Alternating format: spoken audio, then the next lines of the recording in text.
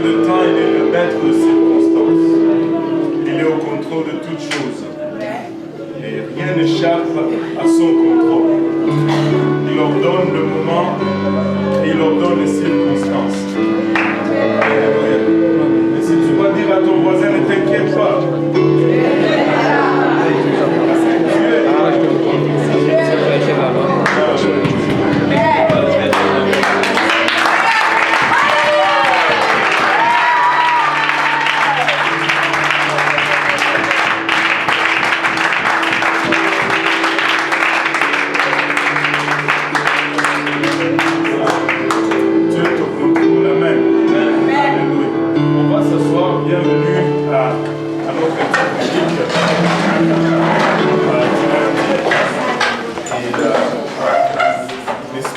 Merveilleux de voir tout le monde aujourd'hui encore une fois. Il y a plusieurs personnes qui sont là pour la première fois. Comme à notre coutume, nous allons accueillir ceux qui sont là pour la première fois. Si je scanne rapidement, il n'y a que, enfin, pas que, il y a le frère. C'est la troisième fois. Mon cerveau est au ralenti. Et il y a. Mais la sœur Valencia, c'est la première fois le lundi soir. Ouais,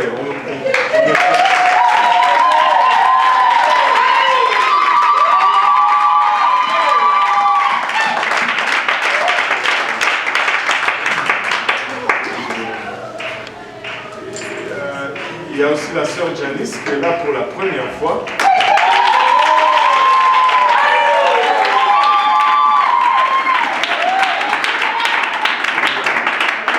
Il y a aussi la sœur, à côté de la sœur Chamira.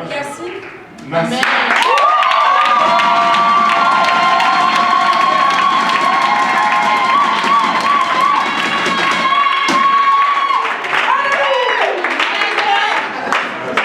C'est comment encore? Yacine. Voilà, super. Et s'il y a quelqu'un d'autre. Oui, la sœur ici, à côté de la sœur Viviane, c'est Ketli.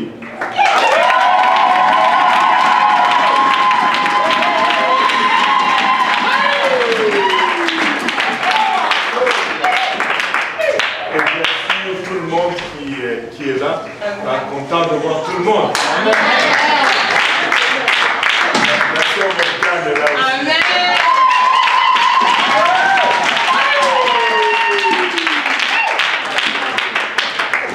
Oh, Jésus. Alléluia. Nous aimons la sœur Morgane. Alléluia. Si tu n'aimes pas la sœur Morgane, je l'aime. Moi, j'avais 1 an.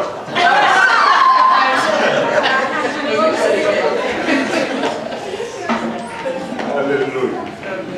Aujourd'hui, mes enfants sont à la maison. Ils regardaient des dessins animés. Et puis, c'était l'histoire de la reine Esther. Et puis, vous savez, comme dans les dessins animés, on aime toujours dramatiser. Et la reine Esther et toutes les autres filles étaient là en compétition pour être choisies par le roi. Et puis le roi a choisi la reine Esther, évidemment. Et puis il était dans son palais avec Aman, son conseiller. Et il était un peu inquiet. Il dit, ben, est-ce qu'elle va m'aimer? Et tu penses qu'elle va m'aimer? Et Aman lui dit, ben, bien sûr, le roi. Tu es le roi, tout le monde t'aime. De toutes les façons, il y a un décret qui dit que si quelqu'un ne t'aime pas, il est condamnable à mort. D'une façon ou d'une autre, il fallait aimer le roi. Il y a une loi qui dit que si tu n'aimes pas le roi, tu es condamné à mort. Mince. Tout le monde aime le roi. Ça m'a fait réfléchir un peu. Mais avec Dieu, ce n'est pas comme ça. Heureusement. Avec Dieu, c'est l'amour agapé. Alléluia. nous étions en train de voir l'effet que le Saint-Esprit produit en nous. Nous avions vu ce que le Saint-Esprit nous donnait et nous avions vu les dons du Saint-Esprit et nous avons parlé de la transformation la dernière fois. Nous avions commencé à parler de la transformation de la vieille personne à la nouvelle personne. C'est quand quelqu'un est en Christ, il est une nouvelle créature. Toutes les anciennes choses sont passées, voici toutes choses deviennent nouvelles. Le Saint-Esprit, on s'était dit que ce n'était pas seulement pour parler en langue. Amen. C'était aussi pour notre transformation. Nous avions vu comment avant nous marchions dans le fruit, nous marchions dans la chair, et lorsque nous marchons dans la chair, nous produisons les œuvres de la chair. Et nous avions lu le livre de Galates 5. Nous allons juste récapituler rapidement les œuvres de la chair à partir du verset 19. Galates 5, verset 19. Je lis au nom de Jésus. Or, les œuvres de la chair sont manifestes. Ce sont l'adultère, l'impudicité, l'impureté, la dissolution, l'idolâtrie, la magie, les inimitiés, les querelles, les jalousies, les animosités, les disputes, les divisions, les sectes, l'envie, les meurtres, l'ivrognerie, les excès de table et les choses semblables. Je vous dis d'avance, comme je l'ai déjà dit, que ceux qui commettent de telles choses n'hériteront point le royaume de Dieu. Ceux qui commettent de telles choses n'hériteront point le royaume de Dieu. Et remarquez cette liste qui semble être un peu excessive. Et il y a de ces choses qui sont sur cette liste que de fois nous regardons comme étant moins importantes. Il y a d'autres choses que nous regardons comme étant importantes. Et aussi, il y a d'autres choses que nous regardons dans un certain aspect et que nous devons peut-être apprendre à regarder dans tous les aspects. Parce qu'il y a plusieurs façons de tuer, n'est-ce pas? Tu peux tuer physiquement, mais tu peux tuer aussi moralement. Tu peux tuer avec le regard, des fois.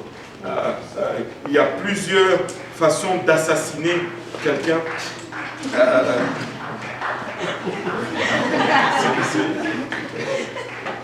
Et la Bible est spécifique, il dit tout simplement tuer. Même si vous ne tuez pas physiquement, c'est tuer. L'ivrognerie, les excès de table. Des fois, nous regardons les excès de table comme étant quelque chose de baf, c'est juste en passant. Je vous dis, c'est quelque chose de... C'est sur la même liste que le meurtre. C'est sur la même liste que le meurtre. J'étais dans une conférence d'enseignement où, quand j'ai parlé de ça, on m'a posé la question quant à savoir est-ce que quelqu'un peut vraiment trop manger? Parce que si c'est rentré dans mon estomac, c'est que ça rentre.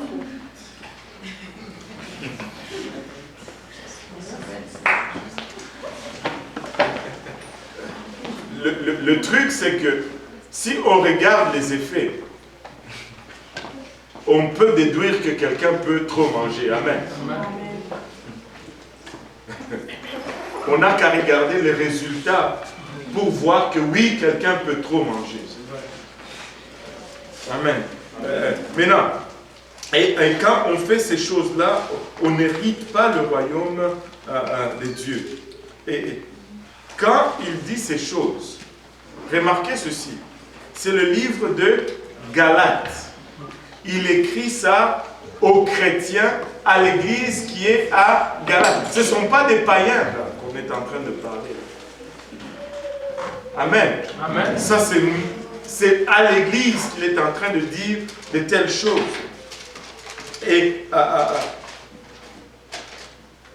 on va revenir à ce point-là. Au verset 22, nous avions parlé de fruits de l'esprit. Verset 22, si on peut le lire. Mais le fruit de l'esprit, c'est l'amour, la joie, la paix, la patience, la bonté, la bénignité, la fidélité, la douceur, la tempérance. La loi n'est pas contre ces choses. La loi n'est pas contre ces choses.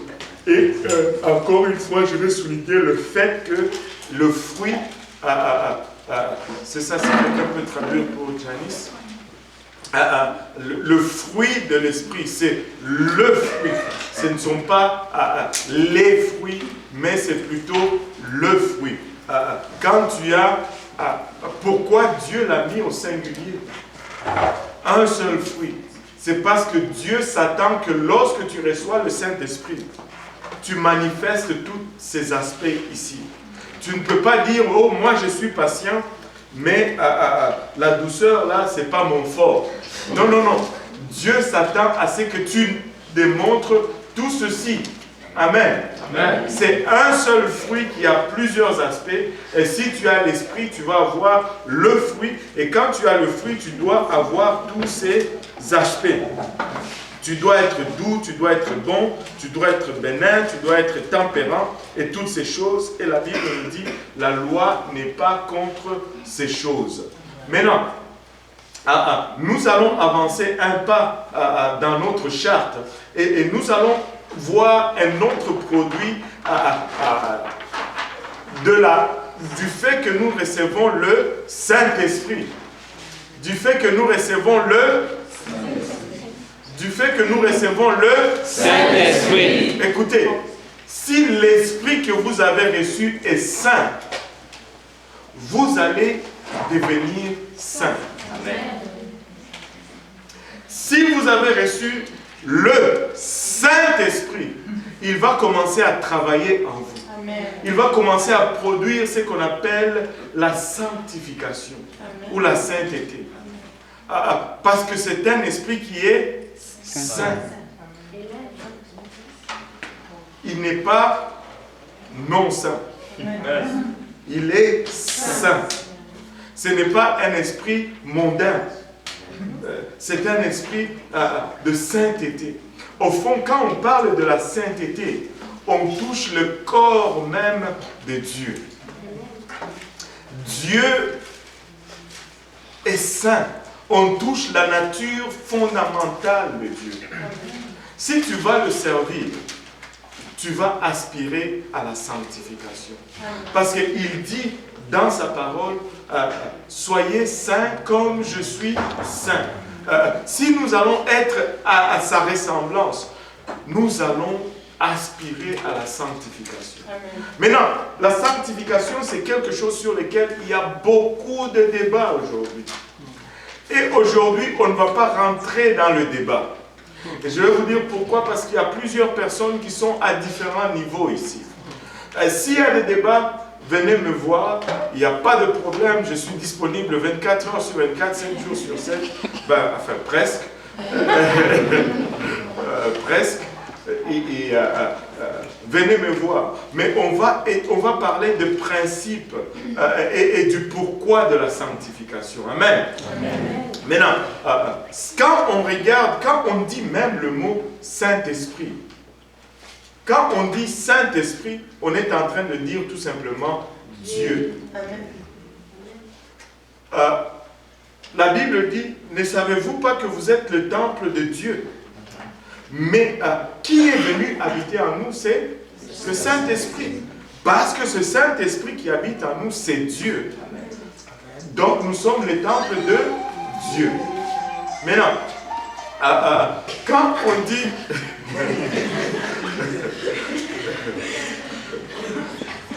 Quand on dit Saint-Esprit, on est en train de prendre les deux attributs fondamentaux de Dieu et on le met ensemble. Amen. Comme si, je ne sais pas quel serait l'attribut fondamental du frère Achille, par exemple. Par exemple, on va dire, par exemple, informaticien et bon, pianiste. On va dire pianiste. Si tu mets informaticien et pianiste, tu dis, ah, le frère Achille, par exemple. C'est une façon qu'on peut le définir. Mais je pense qu'on peut aller encore plus profond. On peut dire par exemple apostolique, Amen. camerounais. Amen. Mais, c'est-à-dire, si tu vas chercher ce qui est fondamental à lui, c'est la même chose. Dieu, ces deux natures fondamentales sont collées dans cette désignation Saint-Esprit. Physiquement, il est un esprit. Dieu est esprit. Le livre de Jean nous dit Dieu est esprit. Jean 4 nous dit Dieu est esprit et ceux qui l'adorent en esprit et en vérité. Premièrement, il est esprit. Et le fait qu'il est esprit détermine ses autres attributs physiques. Parce qu'il est esprit, il est invisible, par exemple. Amen. Parce qu'il est esprit, il est omniprésent, par exemple. Mais il est esprit physiquement, il est d'abord esprit. Mais Dieu n'est pas arrêté à son attribut physique, tout simplement. Il a un attribut aussi moral. Moralement, il est saint. Dieu est d'abord saint. Il est d'abord saint avant tout moralement. Et on va dire par exemple que Dieu est aussi amour. Mais l'amour n'est pas fondamental. Je vais vous dire pourquoi. Parce que sa sainteté va dicter son amour. C'est sa sainteté qui va donner la direction à son amour. Donc la sainteté devient, comment on dit, plus fondamentale, je ne sais pas, devient primaire par rapport à son amour. Et je vais vous donner un exemple. Dieu est saint, mais Dieu est aussi amour. Mais Dieu n'aime pas toute chose. Dieu, par exemple, il aime l'homme, il aime le pécheur, mais il n'aime pas le péché. Pourquoi il n'aime pas le péché? Parce que sa sainteté rejette le péché. La sanctification fait que Dieu n'aime pas le péché. Son amour est dirigé par par le fait qu'il soit saint.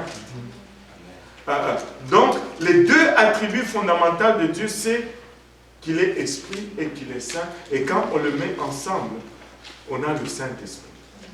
Maintenant, quand Dieu vient habiter en nous, la question est celle-ci. Quelle partie de notre corps cette sanctification, ou de notre être, je devais dire, que cette sanctification va affecter? Parce que nous vivons dans un monde où on veut limiter la sanctification juste à l'aspect mental. Lisons 1 Thessaloniciens, 1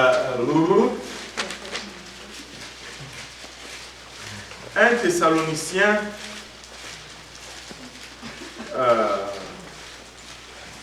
5, verset 23 et 24. Que le Dieu de paix vous sanctifie lui-même tout entier. Que le Dieu de paix vous sanctifie lui-même tout entier. Dieu veut nous sanctifier. Amen. Et que le Dieu de paix vous sanctifie lui-même tout entier. Et que tout votre être. Que tout votre être. L'esprit, l'âme et le corps soient conservés irrépréhensibles lors de l'avènement de notre Seigneur Jésus-Christ. Wow! Donc la sanctification implique aussi bien l'esprit, l'âme et le corps. Amen. La sanctification implique tous les trois aspects de mon être. Amen. Je ne peux pas être sanctifié d'esprit seulement et puis mon âme et mon corps restent non sanctifiés. Ça ne va pas, je ne vais pas y arriver. Amen. Parce que Dieu est intéressé dans les trois parties de mon être. Amen. Amen. Maintenant, avant d'aller plus loin, je veux préciser une chose. On m'a dit une fois, je vais parler un peu à l'église, à tous ceux qui sont jeunes dans le Seigneur, qui sont des fois trop excités et trop zélés.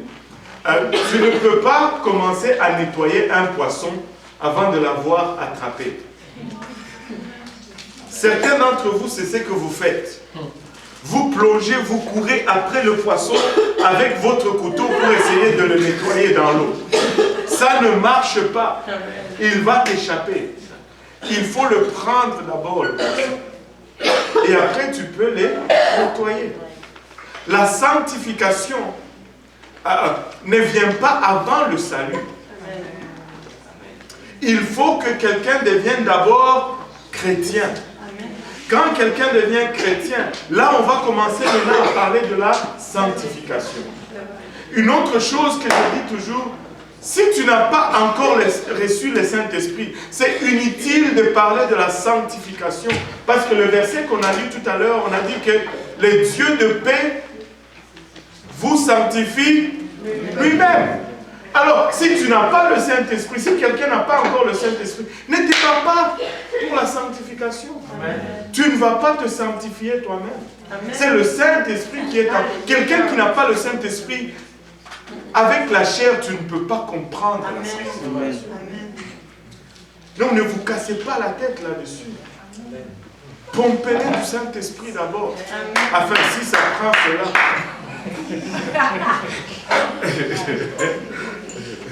qu'un prédicateur avait dit, si ça prenait que je cours après vous et que je vous planque à terre et que je vous pompe le Saint-Esprit pour que vous le receviez, j'allais le faire.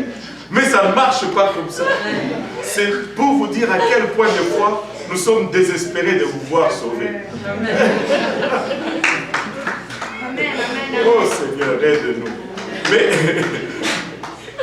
donc si quelqu'un n'a pas reçu le Saint-Esprit, c'est inutile d'aller dans les débats de la sanctification.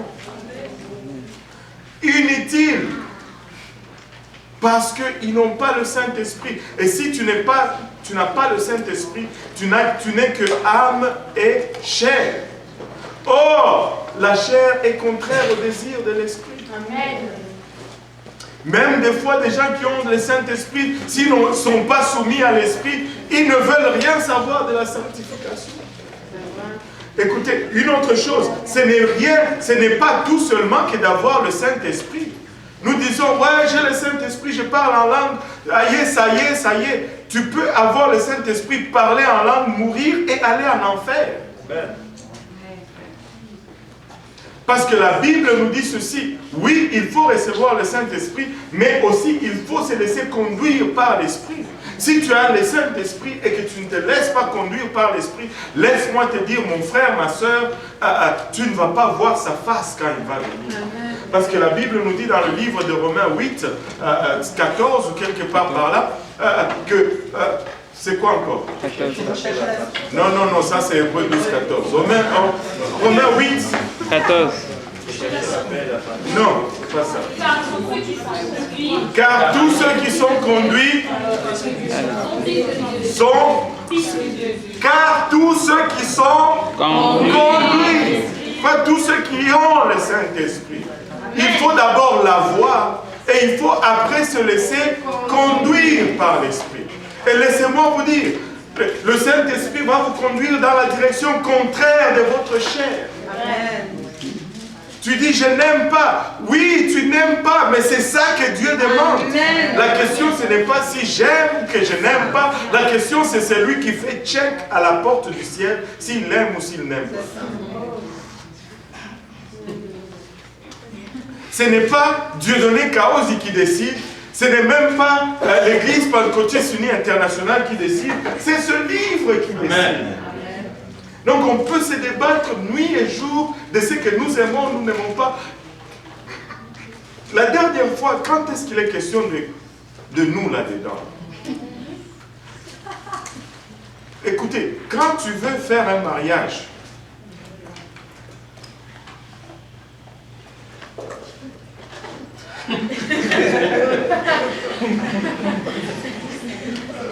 tu vas pour séduire. Écoutez, est-ce que j'ai des filles ici? Amen. Bon, maintenant, je sais que les filles d'ici ne font pas comme ça. Amen. Au moins, avant de venir ici, vous faisiez ça, mais là vous êtes là.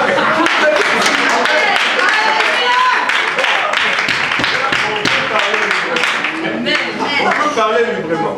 Quand tu aimes un homme, tu sais ce que tu dois faire pour le séduire, non? C'est vrai. Frère Luc a dit c'est vrai. Écoutez, ne me regardez pas avec des yeux innocents. On vient tous du monde, on était tous là-dedans. On va se dire les choses comme ils sont. Quand on veut un homme, on le séduit, n'est-ce pas? On fait ce que... Écoutez, ce n'est pas pour rien que nous sommes l'Église. La Bible nous dit nous sommes son époux ou son fiancé. Son épouse. Nous sommes la fille. Nous sommes en train de vouloir le séduire. Maintenant, je ne connais pas une seule fille, si elle veut séduire un garçon, elle va dire, oh ça c'est ça que moi j'aime. Non! Elle va chercher ce qu'il aime. Suis-je fou? Non. Pareil. Vous? C'est ça, non?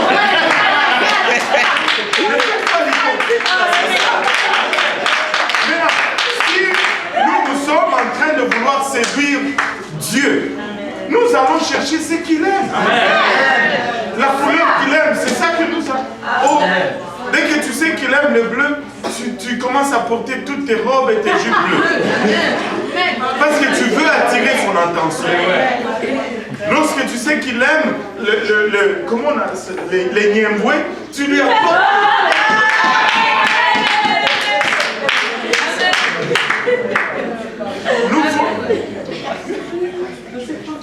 C'est ça, non?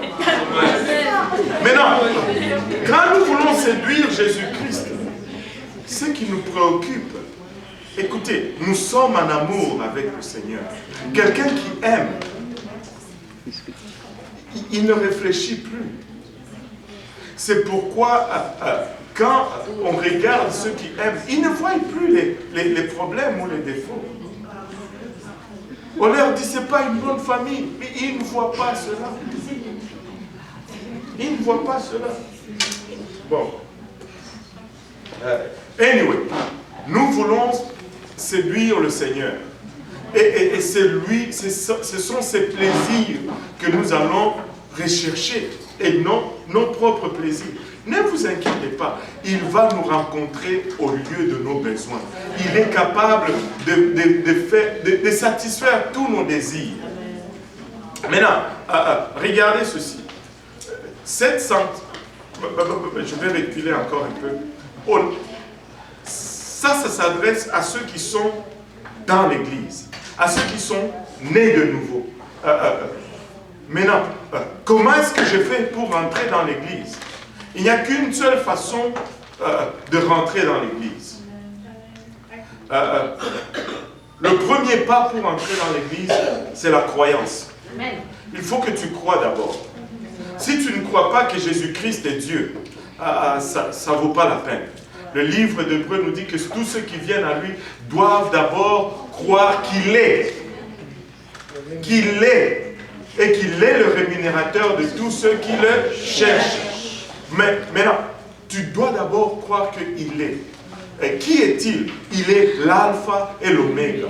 Il est le je suis de l'Ancien Testament. Il est le Jéhovah Jireh d'Abraham sur le mont Morisha. Il est le sauveur et le pourvoyeur. Il est le créateur de tout l'univers. Il est celui en qui nous avons l'être et le mouvement. Il est le seul et l'unique Dieu. Il est l'incomparable, il est l'inégalable, il est l'insondable, il est celui qui est vivant, il est mort, alléluia, et qui maintenant vit à jamais. Il est. Amen. C'est lui qui s'appelle Je suis. La pierre qui est taillée sans l'aide des mains humaines. Amen. Qui a roulé, qui a renversé la statue humaine, qui l'a réduit en poudre et qui a commencé à gonfler, gonfler, gonfler jusqu'à ce qu'elle a rempli tout l'univers. Je peux continuer sur qui il est. Il est extraordinaire. Amen. Il est notre champion. Amen.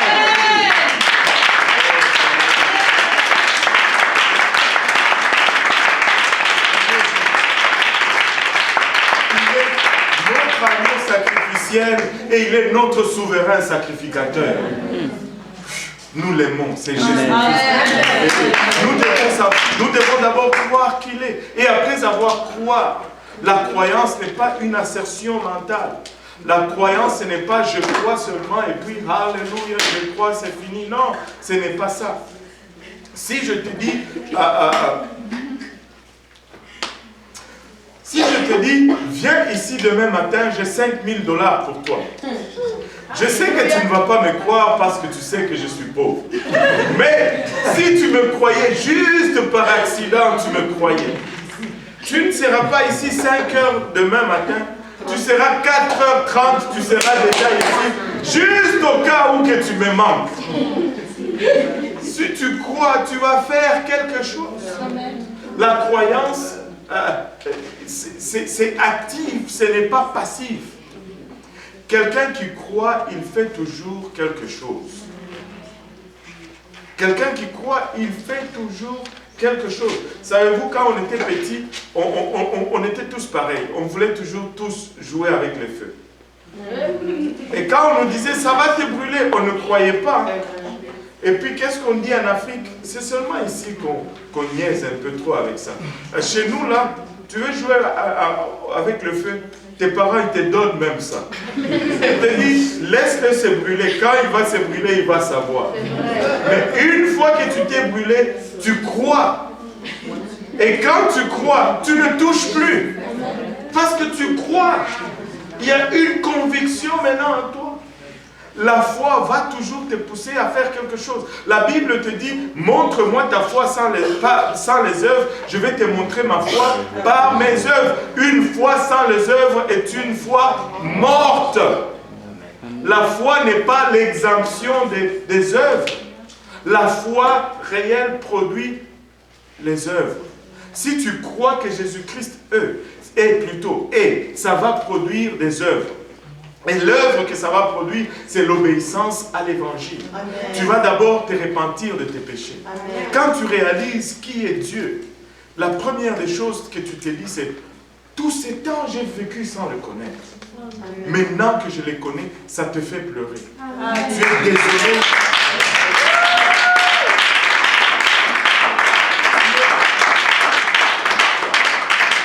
Tu es premièrement désolé d'avoir mené la vie que tu as menée jusque-là. Et tu te dis, Seigneur, pardonne-moi. Mais ça, ce n'est pas encore toute la repentance. Ça fait partir de la repentance. Ce n'est pas encore toute la repentance. Pardonne-moi, Seigneur. Si seulement je savais. Mais maintenant que je sais. Et tu sais quoi? Il te tape dans le dos. Il te dit, je te pardonne, mon fils ou ma fille. Il fait vraiment ça. C'est ce qu'il fait. Et après, quand tu reconnais qu'il t'a pardonné, tu ne vas plus refaire les mêmes choses. Tu te dis, moi, cette vie du monde, c'est fini là. Amen. Tu dis, j'arrête. Si tu buvais, tu ne bois plus. Si tu fumais, tu ne fumes plus. Si tu forniquais, tu ne forniques plus. Si tu volais, tu ne voles plus. Si tu mentais, tu ne mens plus. Si tu trichais, tu ne triches plus. Tu commences à chercher à marcher droit. Est-ce que tu ne vas plus jamais mentir? Des fois, il y en a qui vont t'échapper là. Tu sais, il y a ces mensonges qui ça sort et puis tu arrêtes là. C'est trop tard, c'est déjà sorti. Mais il y a une différence. C'est que quand ça t'échappe comme ça, tu as mal. Amen. Avant, quand ça sortait, tu étais content. Tu mentais, tu étais même fier de ton mensonge. Mais maintenant, tu n'es plus content. Pourquoi? Parce qu'il y a quelque chose d'autre. Et vous savez, l'illustration que nous avait donnée était extraordinaire. La différence entre le porc et la brebis, le cochon et une brebis. Il dit, la différence est celle-ci. Des fois, les deux, ils peuvent se retrouver dans la boue. Mais le cochon Quand il est dans la boue, c'est la fête. Il se tourne même là-dedans. Il est content. Mais quand une brebis est dans la boue, elle pleure. Mais, sortez-moi d'ici. Et c'est ça la différence. Si tu veux savoir si tu es rétrogradé, c'est que tu te demandes, quand ça t'échappe, est-ce que ça te fait mal ou ça te laisse indifférent? Si ça te laisse indifférent, cours à l'église. Même si c'est minuit, la porte est fermée, appelle quelqu'un, demande la clé de l'église, va à l'hôtel et pleure. Pleure à larmes chaudes, jusqu'à ce que ça commence encore à te déranger. Amen. Maintenant, la repentance, c'est cette prise de décision aussi. Ce n'est pas la reconnaissance seulement du péché, mais c'est cet engagement de marcher maintenant avec Dieu. Je m'engage à me détourner.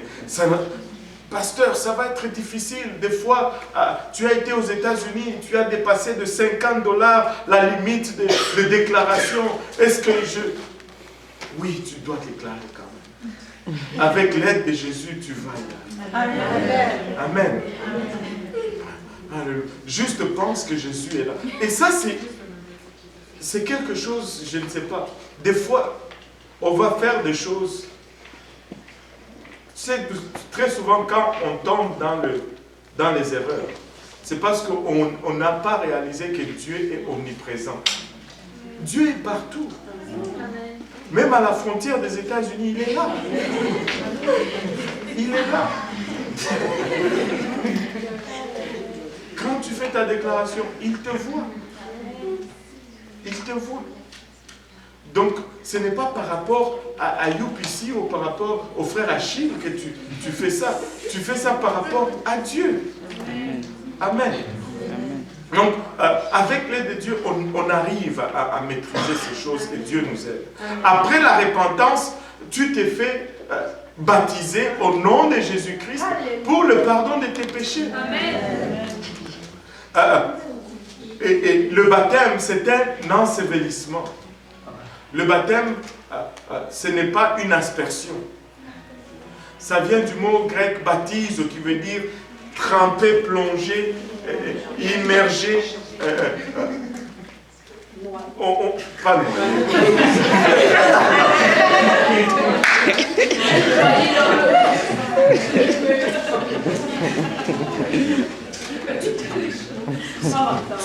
tu dois être plongé dans l'eau. Et il y a une signification à cela. Parce qu'au fait, le baptême, c'est un enterrement. Et au fait, j'ai oublié de le dire, la repentance, c'est une mort. Quand nous nous repentons, nous mourons à notre propre volonté. Et si tu veux servir Dieu, il faut que tu meurs. Si tu ne meurs pas, c'est difficile de servir Dieu. Oui. Qu'est-ce qui se passe si après ton baptême, tu te comportes vraiment mal? Je vais parler de ça. Je vais en parler. Mais non, le baptême, c'est un enterrement. Qu'est-ce qu'on fait avec les morts? On les enterre. Si on les laisse, là, ça va pourrir. Ça va mal sentir. Il faut les enterrer. Il faut les couvrir complètement. Maintenant,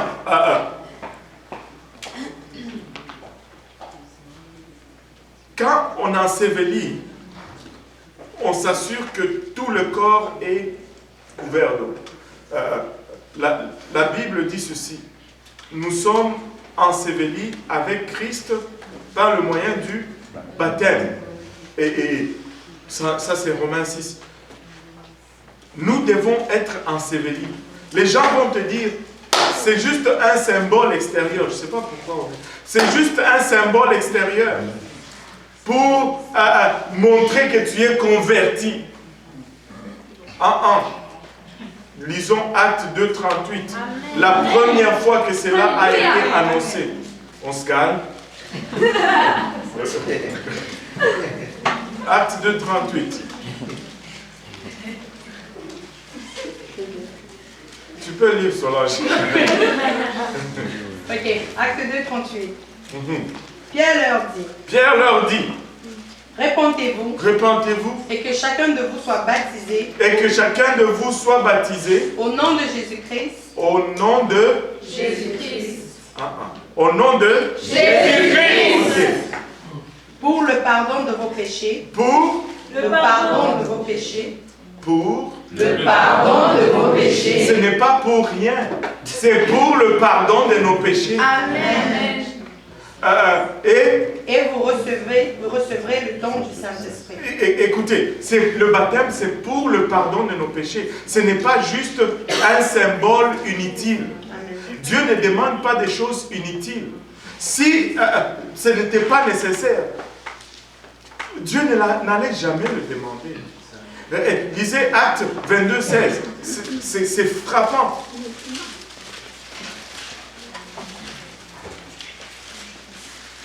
Je lis la parole du Seigneur. Et maintenant, pourquoi tarder? Lève-toi, sois baptisé et sois lavé de tes péchés. Wow! Tu dis trop vite là.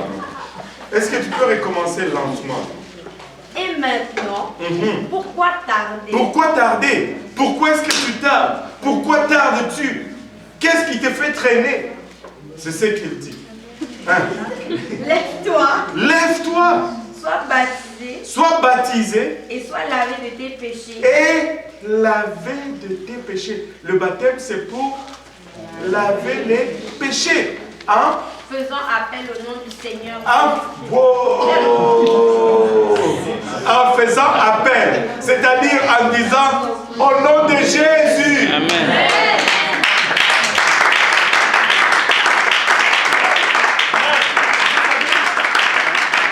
Vous savez pourquoi le nom de Jésus doit être là-dedans? Parce que, au fond, parce que Acte 10, 43.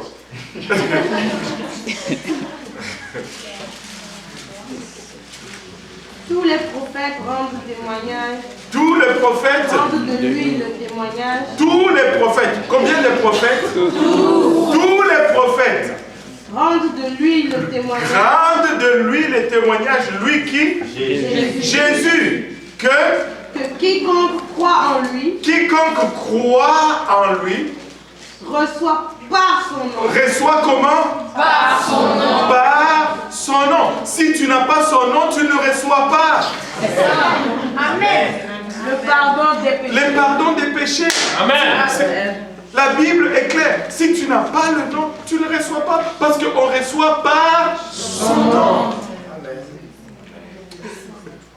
C'est pourquoi quand on te baptise, il faut que ce soit au nom de Jésus. Et je peux te dire ceci. Tu peux regarder tout le livre des Actes où tout le monde était baptisé. Tous ont été faits au nom de Jésus. Si tu trouves un seul baptême qui est fait, et je précise, fait au nom d'autre chose, je te donne $1000 pour chaque baptême. Alléluia. Mais si tu prends ce pari-là, l'inverse va être aussi vrai. Amen. Si tu trouves un seul baptême au nom de Jésus, tu me donnes $1000 pour chaque baptême au nom de Jésus. Ouh. Je vais faire du cash là. C'est pas pour ça. C'est juste pour vous dire que je suis tellement... c'est la parole de Dieu, tout simplement. C'est la parole de Dieu tout simplement. Donc je dois entrer dans le nom de Jésus-Christ. Qu'est-ce que j'ai fait si je ne suis pas entré dans le nom de Jésus-Christ? Qu'est-ce qui arrive? Ce qui arrive, c'est seulement ceci. Tu n'as pas au fait été baptisé.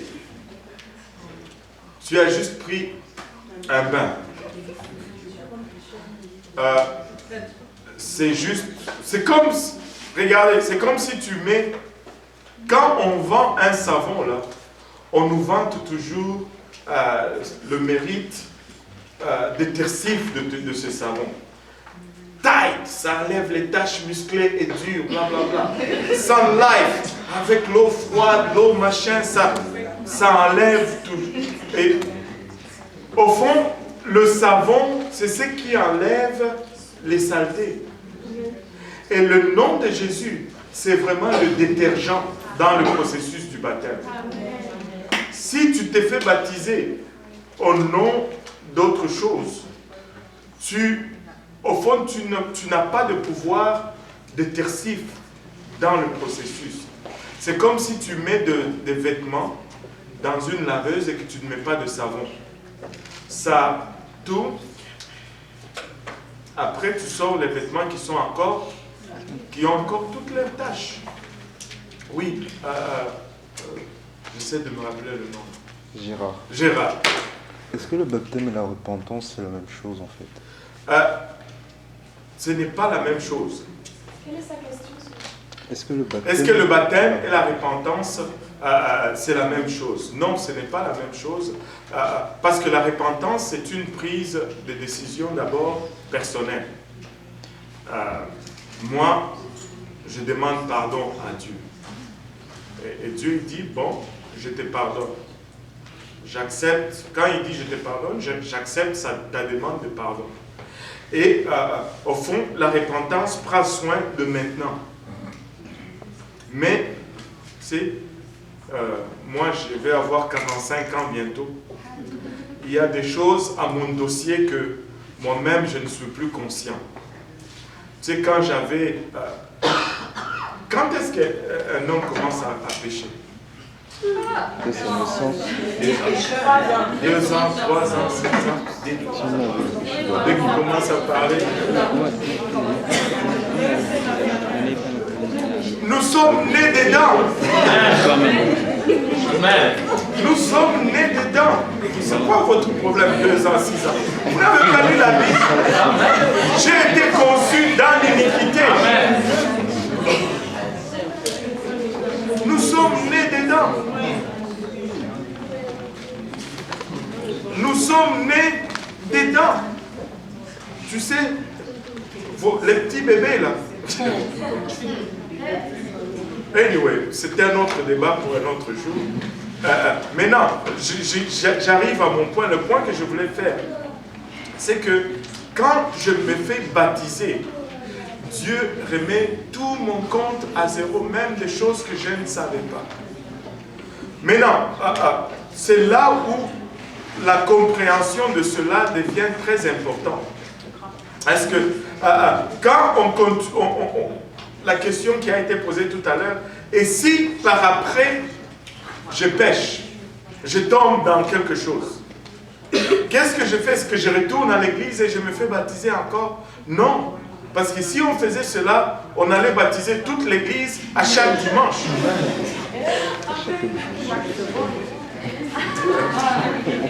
À chaque dimanche, on allait baptiser toute l'église.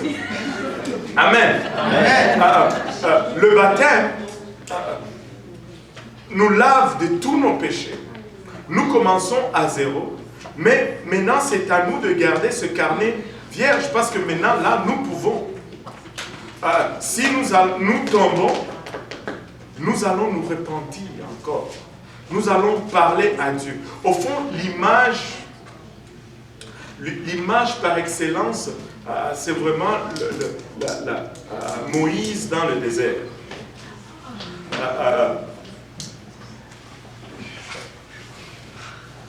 Ça va nous embrouiller.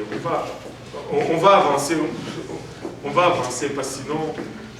si on recule, sortir cela, on doit reculer, sortir encore une autre chose pour expliquer cela. Mais au fond, la repentance, c'est un acte que moi j'ai fait. C'est moi qui agis. Le baptême, au fond, c'est l'Église qui agit. C'est la responsabilité de l'Église. C'est aussi une autre chose, une autre façon de voir la différence là-dedans. La repentance, c'est ta responsabilité. Tu demandes pardon. Et Dieu accepte. C'est pourquoi quand on dit Dieu te pardonne, c'est parce que Dieu accepte ta demande. Maintenant, tu dois te faire baptiser, c'est la responsabilité de l'Église. C'est l'Église qui baptise. C'est l'Église qui doit exercer le baptême. C'est pourquoi la Bible, au fond, la Bible donne ce pouvoir. Dieu donne ce pouvoir à Pierre. Il dit, tu es Pierre, sur cette pierre, je bâtis mon église. Et ce que tu lis sur la terre sera aussi lié. Et ce que tu lis, ce n'est pas commencer à... Ça, ça n'a pas à voir avec lier les démons et tout cela. Quand tu viens à l'église et tu te répands de tes péchés, l'église te baptise au nom de Jésus. L'église vient de délier ta vie. Mais des fois, l'église peut dire non. Si tu viens, par exemple, et que tu vis dans une situation d'adultère, et on te dit, il faut que tu arrêtes d'abord cette situation d'adultère, tu dis non, moi, non, je ne peux pas vivre sans ça. L'église va te dire, bon, quand tu pourras vivre sans ça, alors tu reviendras et on fera le baptême. Parce qu'on ne te baptise pas pour que tu ailles commettre le péché après. C'est une chose tomber dans un péché, c'est une autre chose que décider de vivre dans le péché. Amen. Amen. Et l'Église a cette responsabilité-là de le faire. C'est pour ça que même à 2 h du matin, on baptise. Ouais. Même à 3 h même. C'est notre responsabilité. Et maintenant, je voulais juste compléter une chose, qu'on va revenir là-dessus. Le baptême du Saint-Esprit, dont on était en train de parler. Quand le baptême du Saint-Esprit, c'est la responsabilité de Dieu. C'est Dieu qui te donne le Saint-Esprit. Quand il voit que tu t'es repenti comme il faut, que tu as fait tout, il te donne le Saint-Esprit. Donc tu vois qu'il y a 3 acteurs, et il y a 3 pas, et il y a 3 responsabilités aussi. Et si tout le monde fait sa part, les portes du ciel sont ouvertes. Mais chacun doit faire sa part. Et regardez l'autre aspect de voir cela. La repentance prend toujours soin du présent. Le baptême va prendre soin de ton passé. Et le baptême d'eau, je veux dire, va prendre soin de ton passé. Et le baptême du Saint-Esprit va prendre soin de ton futur. Parce que si tu te laisses conduire par l'Esprit qui est en toi, tu vas éviter le péché. La repentance me donne le pardon et m'amène à la justification. Non, le baptême m'amène à la justification. Je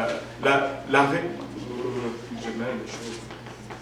Justification, sanctification. Le baptême m'amène à la justification. La repentance me mène dans la sanctification.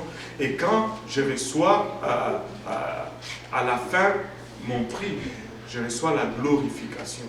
C'est là, et le péché ne sera même pas. Pendant que nous sommes en train de vivre, tu sais, nous disons nous sommes sauvés par la grâce. Pourquoi? Parce que nous ne pouvons rien faire pour tout ce que nous avons fait dans le passé. Dieu nous justifie seulement. Il nous le donne tout simplement. Mais après qu'il nous l'ait donné, nous ne pouvons pas demeurer dans ces choses. Nous devons marcher en évitant le péché. C'est ça la sanctification. Tu évites le péché. C'est un processus.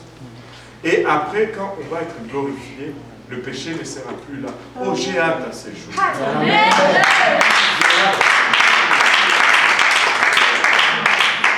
Maintenant,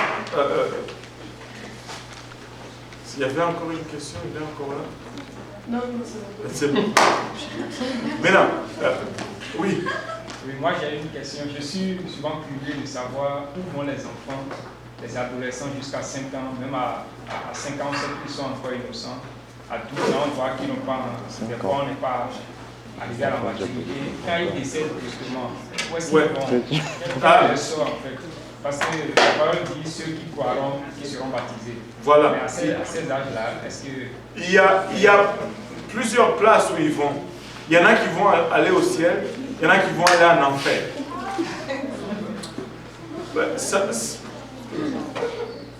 Parce que la Bible nous dit que les enfants sont couverts par la justice de leurs parents. Et c'est très simple à voir.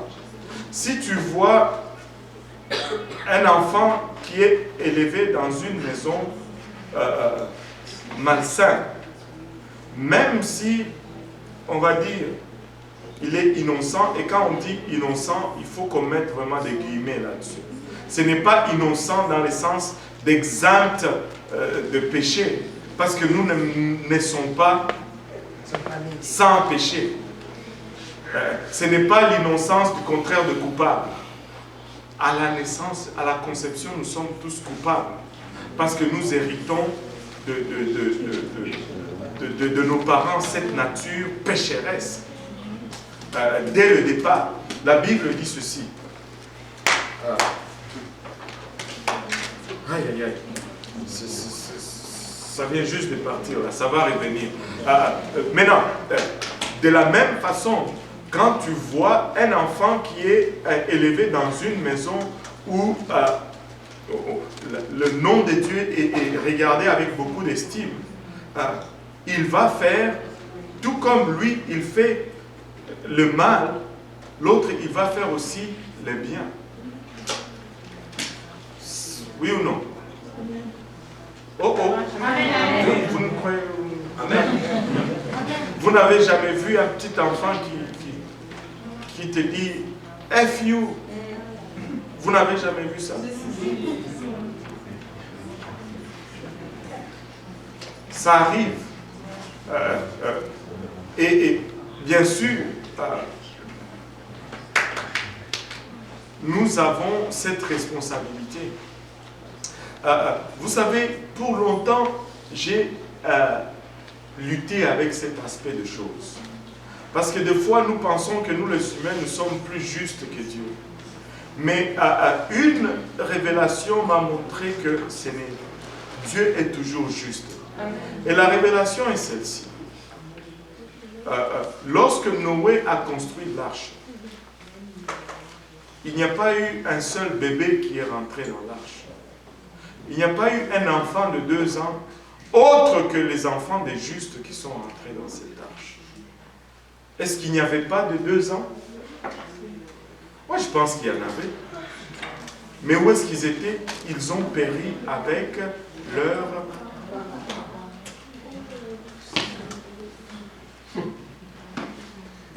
Ils ont péri avec leurs parents.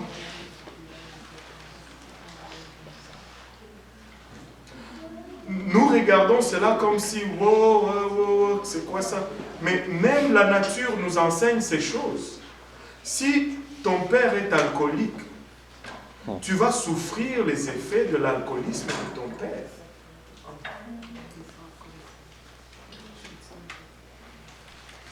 Si ton père est un homme droit, tu vas jouir de la droiture de ton père. Dans la nature, nous le voyons et nous l'acceptons. Mais nous ne voulons pas le voir dans le spirituel.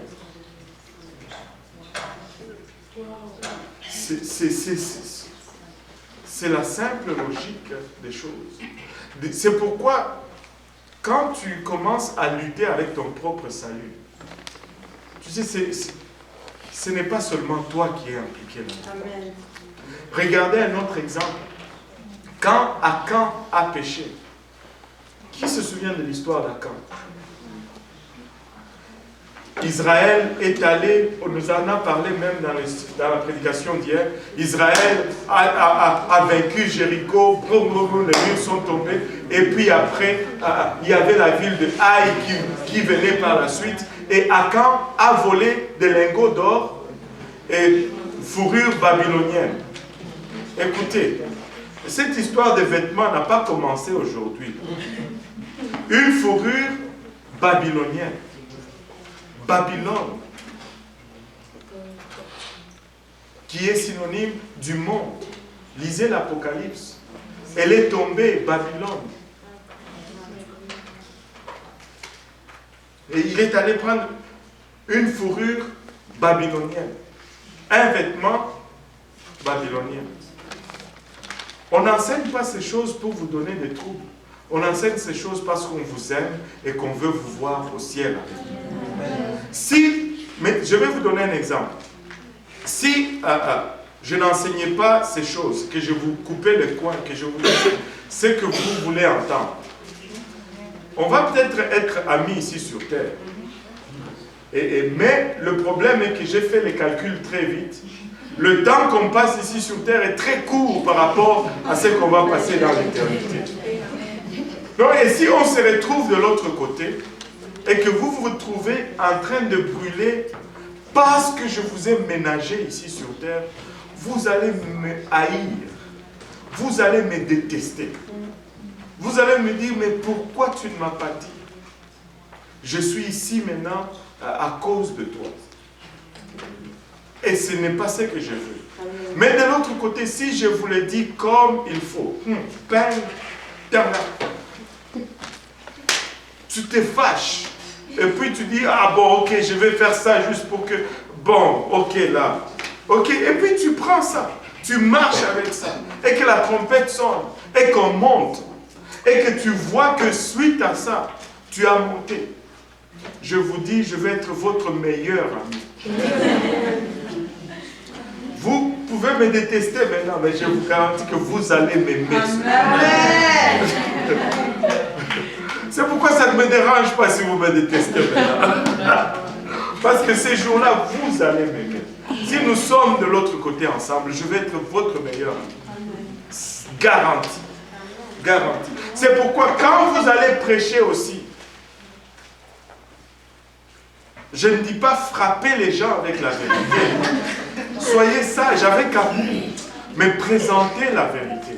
Ne retenez pas la vérité. La Bible nous dit que ceux qui ont retenu captive cette vérité, non seulement ils ont péri. Écoutez, quand je vous donne l'exemple, par exemple, de cet homme qui était à Sodome et Gomorrhe avec la cloche, combien de personnes se rappellent de cet exemple? Vous savez, elle est tellement vraie. Parce que quand tu lis le livre de Romains, chapitre 1, la Bible nous dit qu'ils avaient retenu la vérité captive. Et après, qu'est-ce qui s'est passé? Ils se sont adonnés à leurs pensées réprobées et Dieu les a laissés aller. Non seulement ils savaient la vérité, mais ils n'ont pas enseigné. Mais comme conséquence, ils sont tombés dans une immoralité extrême. L'homosexualité était le résultat. Vous ne pensez, vous n'avez pas... Romains 1, 18. Lisez-le pour vous-même. La colère de Dieu se révèle du ciel. Donne-nous une minute, comme ça on va...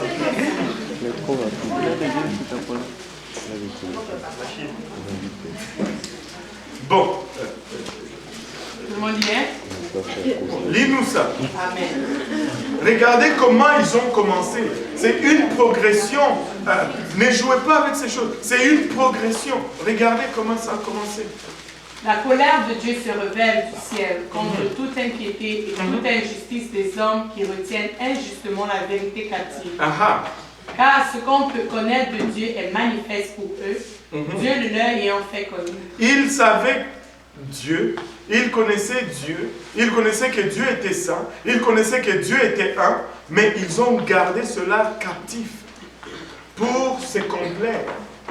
Et la colère de Dieu s'est manifestée contre eux. On continue. En effet, les perfections invisibles de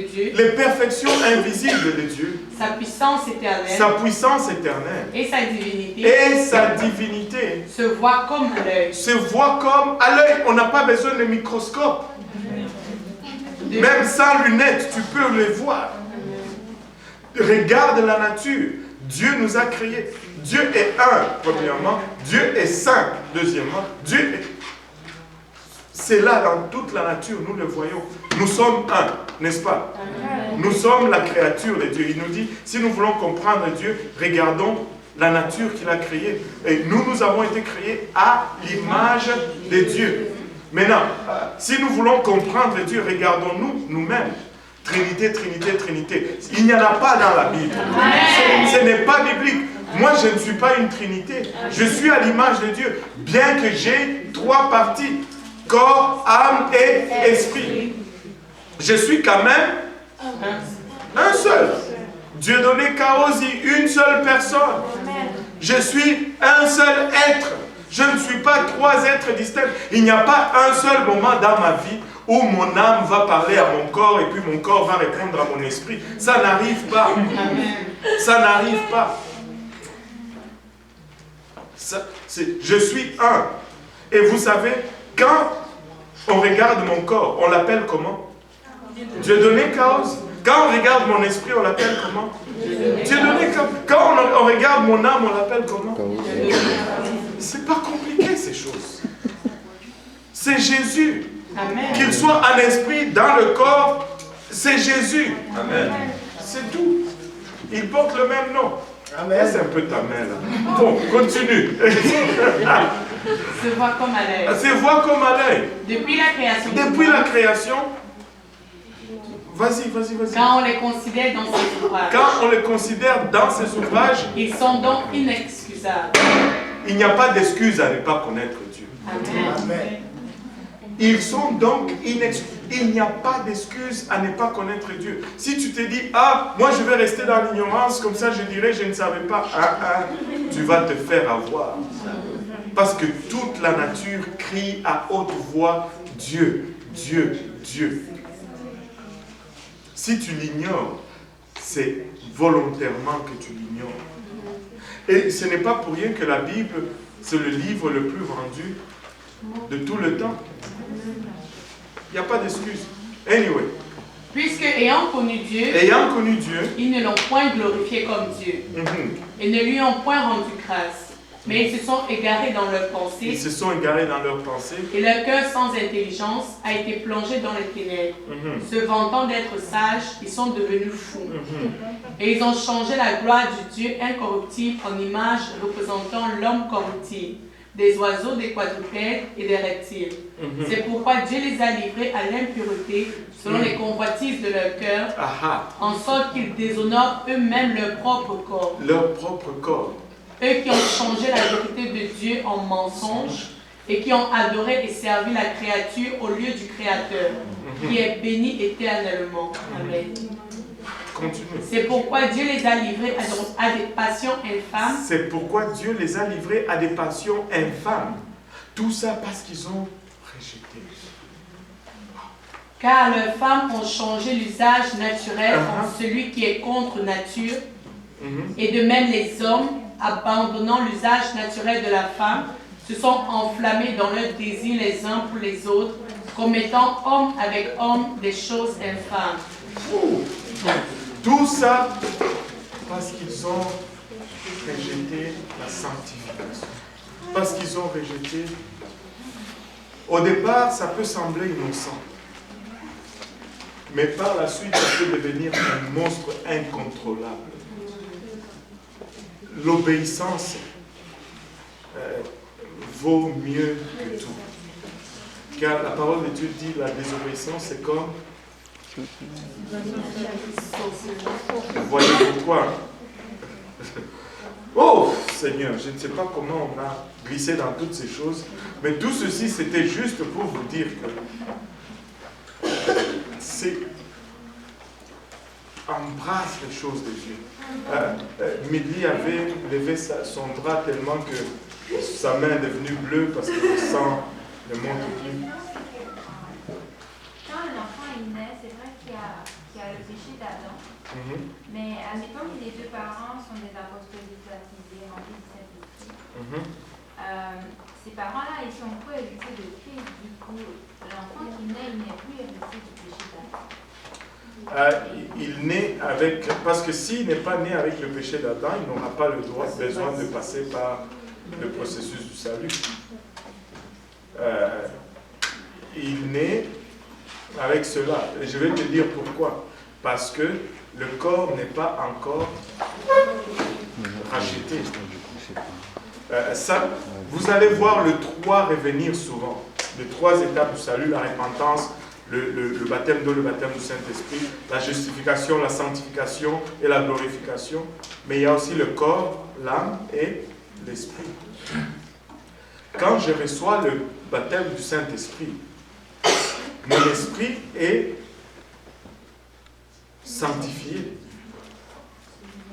Mais mon âme et mon corps, pas encore. C'est pourquoi je lutte. Parce que l'esprit tire d'un côté et le corps tire de l'autre. Mais comment est-ce que j'ai cet enfant? Ce n'est pas par l'esprit. c'est par le corps. Parce que si c'était par l'esprit, il allait naître rempli du Saint-Esprit. Donc, bon, ça prend soin de ça. Et voilà. Maintenant, on était où encore? Le Saint-Esprit. Il y a une personne qui veut dire, je suis né dans l'iniquité. Dans l'iniquité. Mais on m'a conçu dans le péché. Bon, il n'y a pas, tu ne peux pas naître autrement. Il n'y a qu'une seule naissance qui était autrement. Et cette naissance était vraiment autrement. Et il n'y a qu'une seule femme qui peut réclamer cela. Et c'est déjà fait. Vous arrivez trop tard. Oui. Mauvais. Pardon? Avec Yasso, non, c'est pas toi. On parlait un jour de l'unicité de Dieu. Elle disait, mais c'est tellement simple parce que les gens se perdent dans la Trinité. Même le diable, il est un. Même le diable, il est un. Vraiment. Quand vous parlez beaucoup que Dieu est trois, il est limité. Même le diable est un. Vraiment. Et pourtant, on avait bien phrase du mensonge, tout ça là. Tout ça là. Vraiment. Mais lui, maintenant, il veut nous faire croire que notre Dieu est fort. Et là, tu ne sais même plus où aller. Si tu ne sais plus où aller, appelle seulement Jésus. Amen.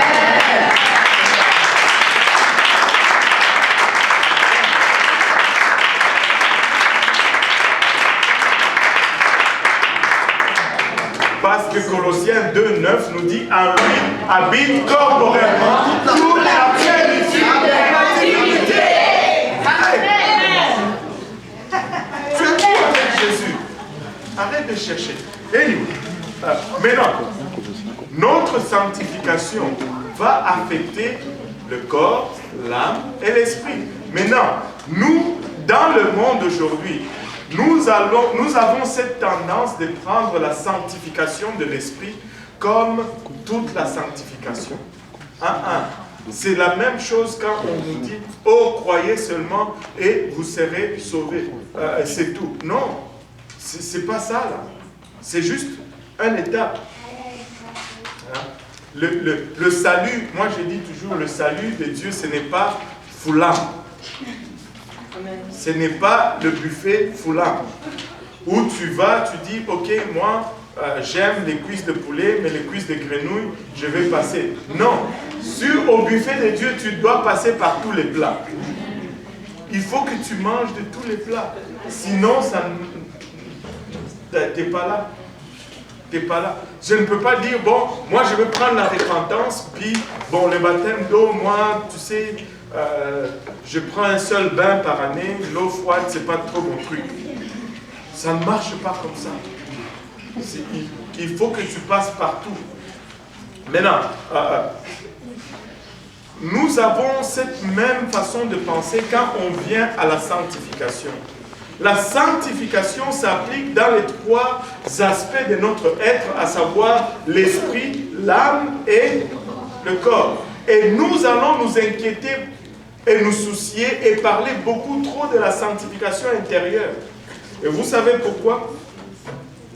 Parce que nous n'avons rien à faire pour. Dieu voit le cœur, Dieu voit le cœur, Dieu voit le cœur. Dieu voit aussi le corps. Oui, il voit le cœur, mais il voit aussi le corps. Est-ce que Dieu ne voit pas le corps? Il voit aussi le corps. Il ne voit pas seulement le cœur. Mais il y a d'autres qui ne voient pas le cœur. Tu n'es pas d'accord avec ça, Loretta?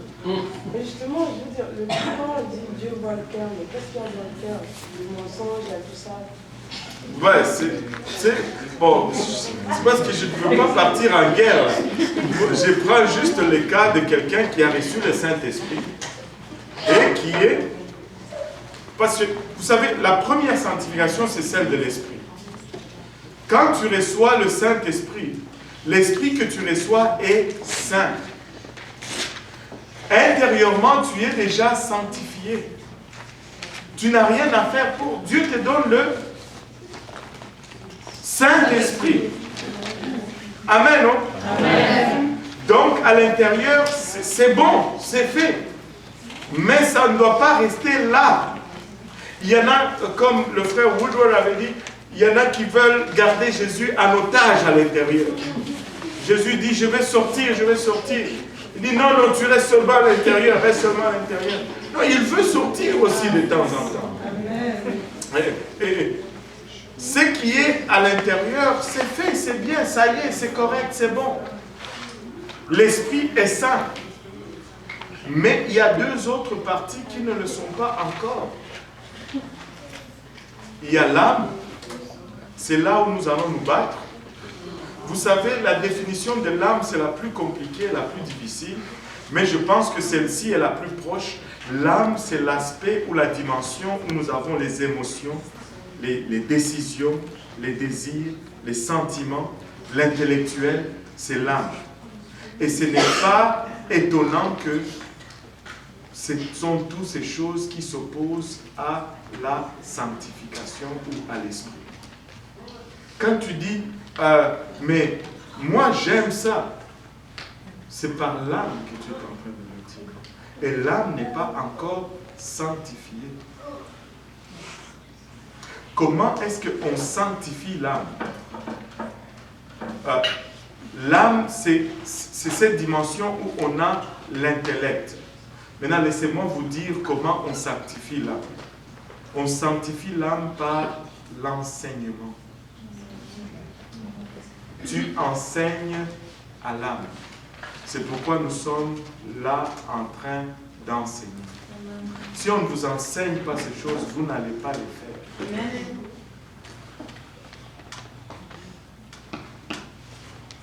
On éduque l'âme. Et l'âme doit apprendre à se soumettre à l'esprit. Et le corps, nous devons seulement vivre avec. C'est pourquoi il dit, nous devons offrir nos corps. Romains 12. 1.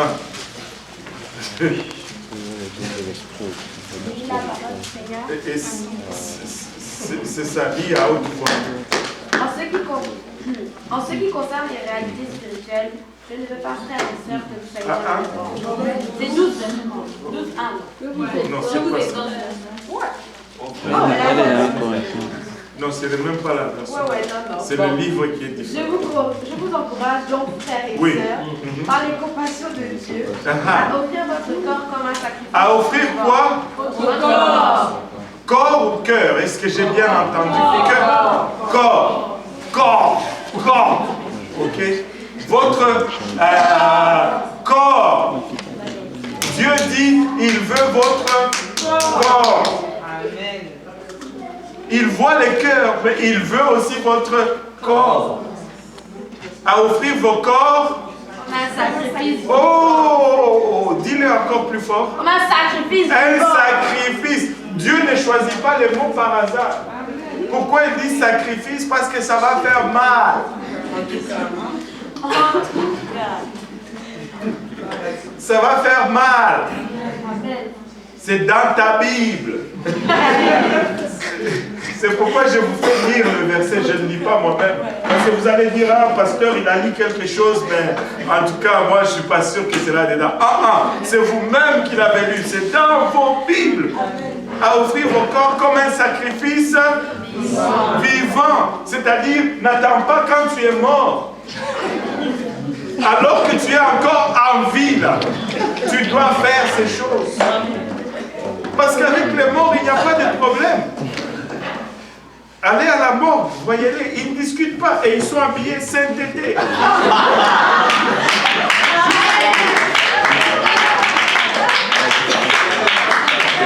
Dieu veut que ça soit aussi pendant que nous sommes vivants. Je n'ai jamais vu un mort à mini-jupe.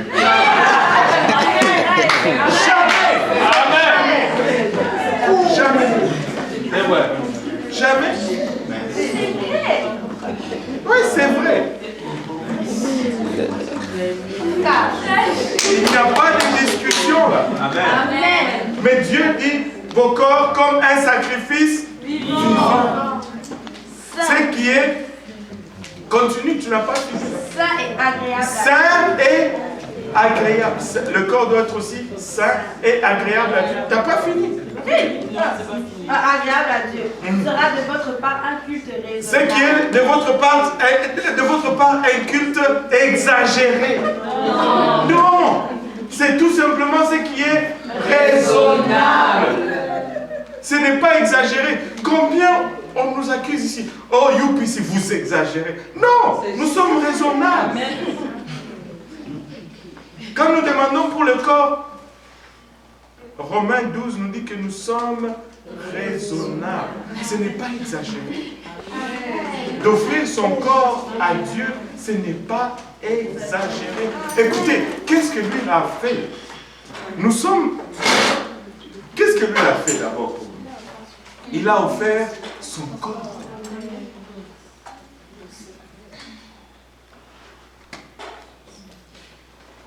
Anyway, c'est un culte raisonnable. Mais ne le fais pas par contrainte. Ce n'est pas de l'amour, ça. Tu dois aimer Dieu. Et quand tu aimes Dieu, tu vas vouloir faire son plaisir.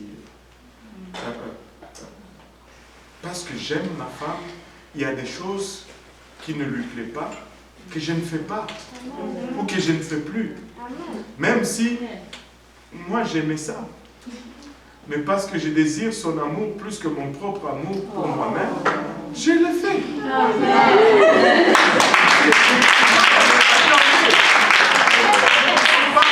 Je ne suis pas un saint, même vous-même. C'est quoi vous aimez vous-même? Qu'est-ce que ça vous donne?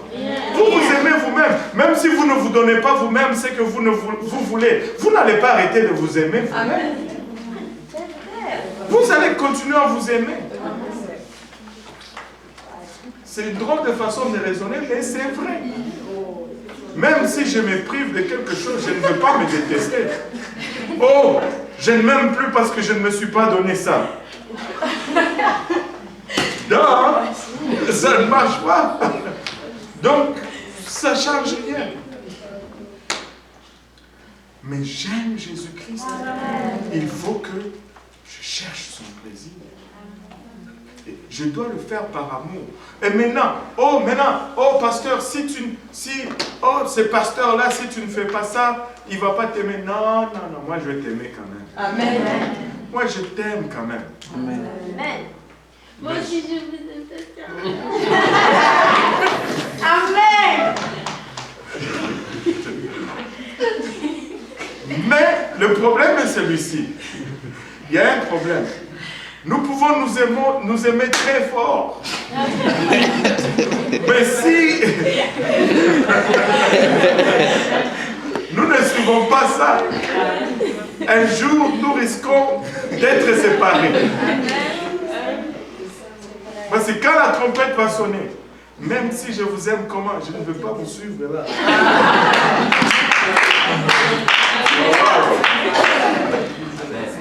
Là, on s'aime, mais il faut qu'on fasse tout pour rester ensemble. Et il faut qu'on aille ensemble. Tu sais, ça serait tellement... Maintenant, laissez-moi conclure avec ceci. La sanctification, au départ, ce n'est pas une question de salut. C'est pourquoi ne battez pas les gens avec cela. Amen. Même si vous êtes un hyper saint, que vous êtes... ne battez pas les gens avec cela.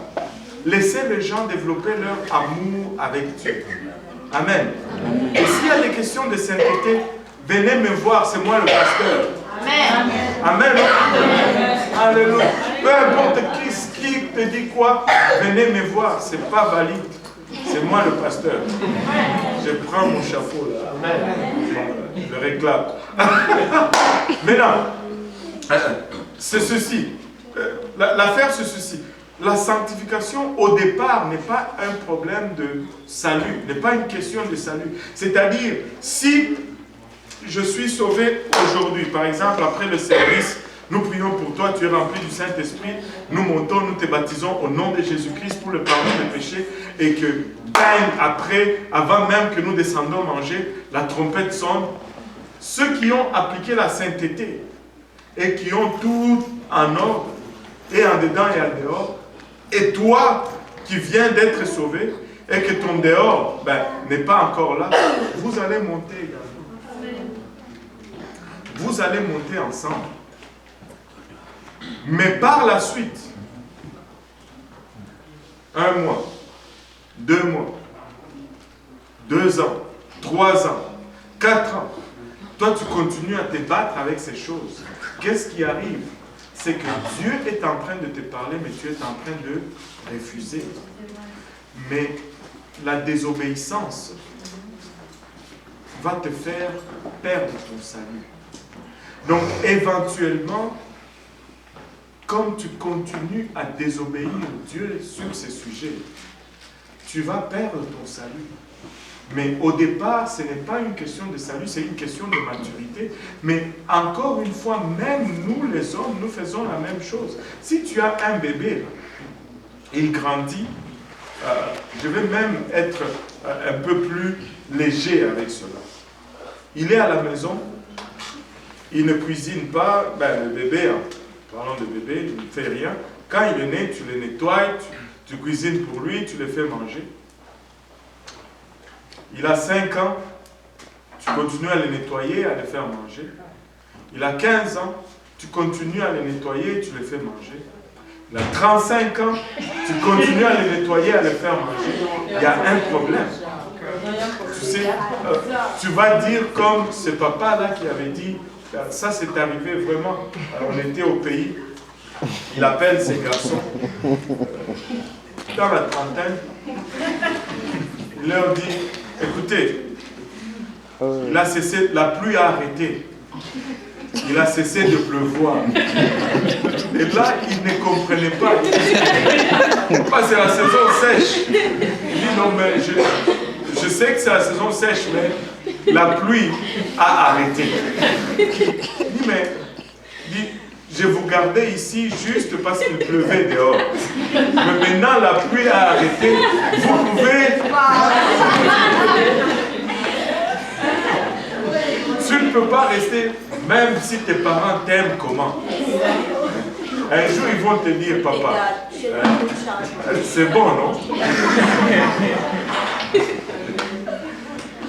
Et tu sais, quand tu as un enfant de 15 ans, que tu dois faire les mêmes choses que tu faisais lorsqu'il avait 2 ans, il y a un problème. Soit tu l'amènes au médecin, tu t'inquiètes, n'est-ce pas? Et c'est le même processus, même dans le spirituel. Si tu es là, ça fait 15 ans, et que tu es encore en train de te battre avec la même chose, moi, je commence à m'inquiéter. Et là, je dis, mais on n'a pas enseigné, on n'a pas parlé, qu'est-ce qui se passe? Pourquoi ces bébés ne grandissent pas?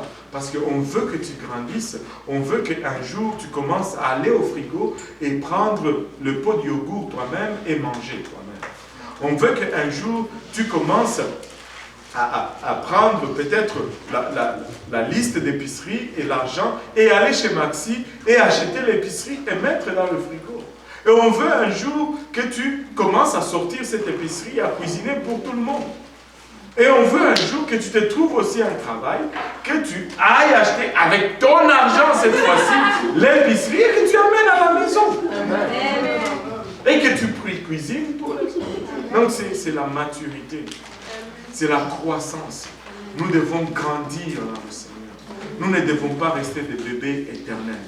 Et la sainteté qu'on a reçue dans le Saint-Esprit va commencer d'abord par affecter notre âme.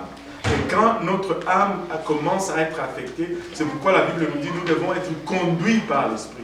Parce que l'Esprit doit prendre la gouverne maintenant de l'homme intérieur. Parce que avant que l'Esprit ne soit là, c'est la chair qui prenait la gouverne et l'âme prenait toutes les décisions pour satisfaire la chair. Mais maintenant, on commence à éduquer cette âme. Maintenant, il y a cette opposition. La chair tire d'un côté et l'âme tire de l'autre côté. C'est pourquoi quand tu viens à Dieu, il y a ce déchirement qui est en toi. Tu te dis, mais Je pensais que ça allait être juste Alléluia, Alléluia. Oui, il y a le moment de Alléluia, mais après, on revient à la réalité parce qu'on doit grandir. Et chaque croissance génère toujours des douleurs. On appelle, il y a un terme anglophone qui dit growing pain, les douleurs de croissance. Quand tu pousses les dents, ça fait mal. Mais tu dois les pousser.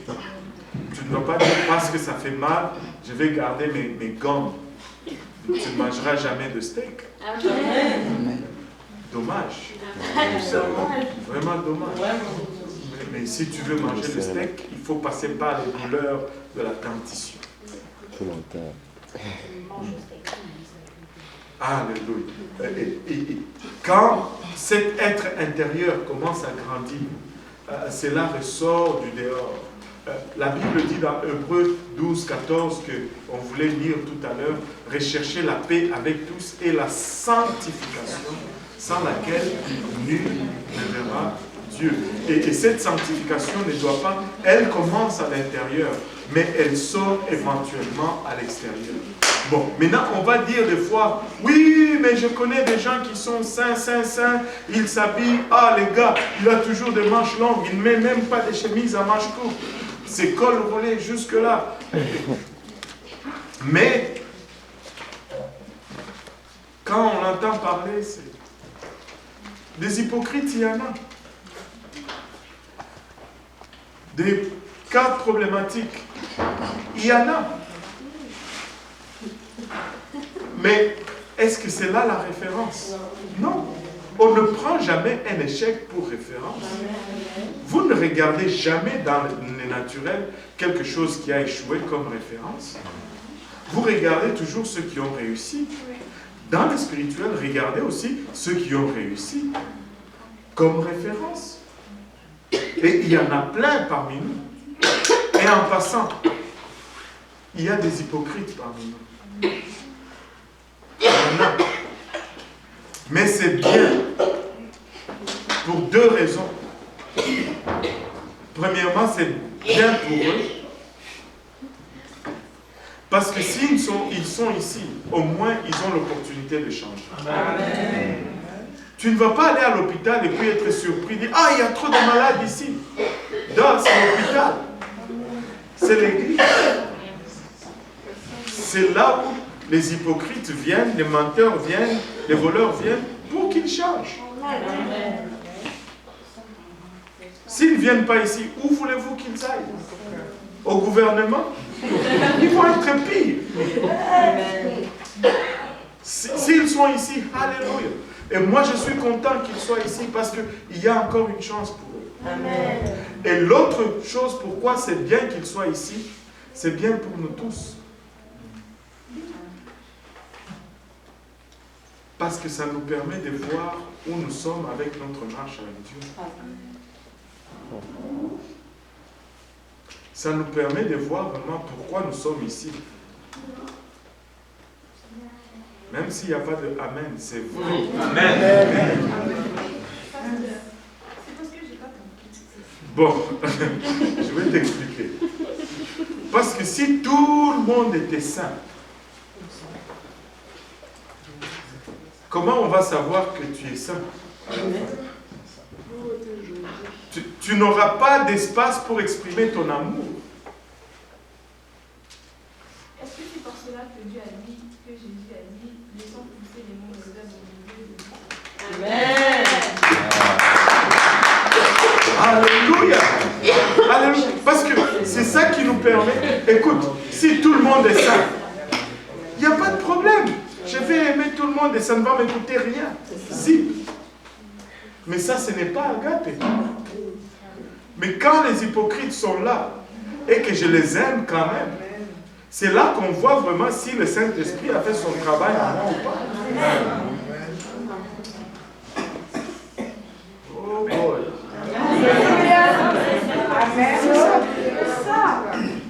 C'est pour ressortir le meilleur de nous-mêmes qu'il y a les hypocrites. Quand ils vont te critiquer, ils te marchent et que toi tu dois dire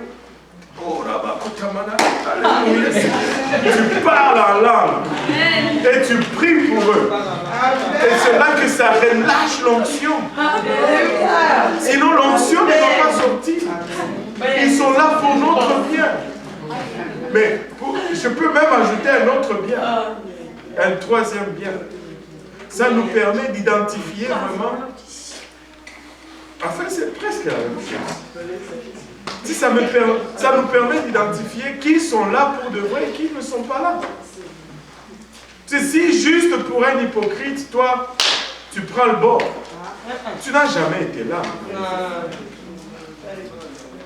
Parce que l'hypocrite vient entre toi et Dieu. Et maintenant, qui est plus proche de Dieu? Si tu laisses l'hypocrite entre toi et Dieu, qui est plus proche de Dieu? C'est l'hypocrite. Laissez-les pousser. Ne les battez pas. Tu sais, on m'a raconté cette sagesse, c'est vraiment une bonne sagesse. Des fois, on fait les choses parce que l'Esprit nous demande de le faire et on ne comprend pas, mais quand on le comprend, on les fait encore mieux. Des fois, les gens viennent me voir, oh, pasteur, oh, le frère Simplice, là, il a fait blablabla. Regarde, prends même le bâton pour le frapper. C'est ça, le frappe. J'ai dit, non, laisse. Et là, la personne se fâche. Ah, il n'a même pas frappé le frère Simplice. Là, il se fâche contre moi et contre le frère Simplice. Bon. La sagesse dit ceci. Si Dieu te montre une moufette, laisse-la tranquille. Ne va pas la bastonner. Si tu vas la bastonner, elle va faire pipi partout. Ça va sentir partout. Et l'odeur, la place va être insupportable. Laisse-la aller. Laisse-la aller. Est-ce que cela veut dire qu'on ne corrige pas? Non, on corrige avec amour, pas avec des bâtons.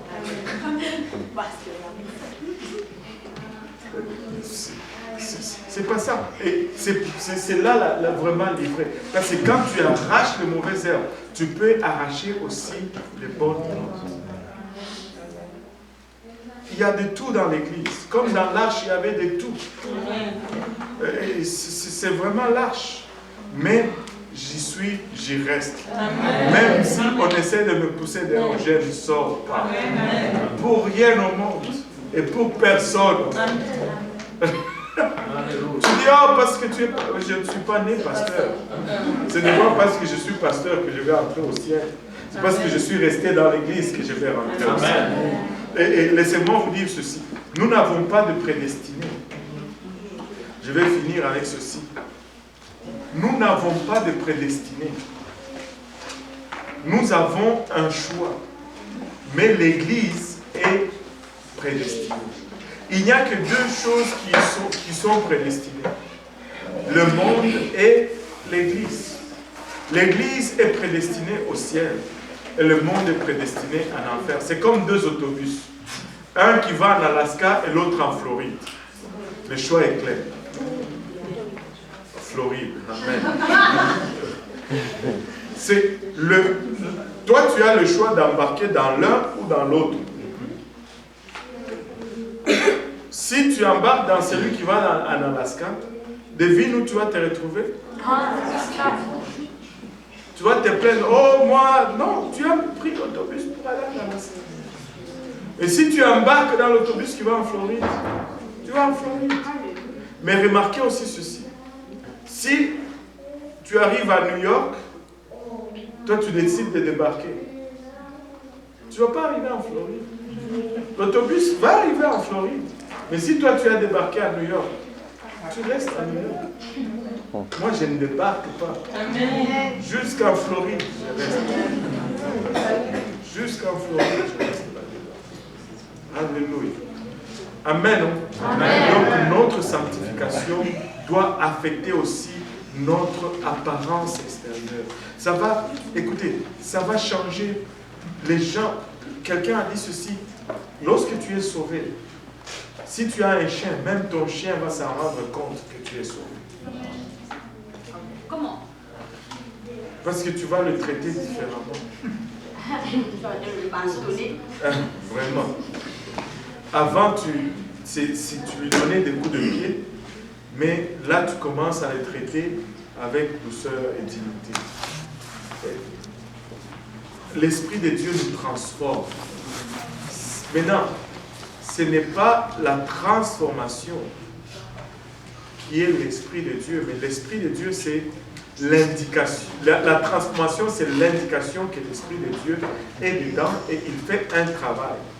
Et si on ne voit pas cet Esprit de Dieu, cette transformation, on commence à se demander si l'Esprit de Dieu est bien là ou il n'est pas là. Amen. Bon, on va arrêter là pour aujourd'hui. Nous devons mener une vie de sainteté. Nous devons arriver à un point, comme l'image nous montre, que lorsque nous allons nous regarder dans le miroir, oh, nous ne reconnaissons pas qui nous voyons. Parce que Jésus nous a tellement transmis.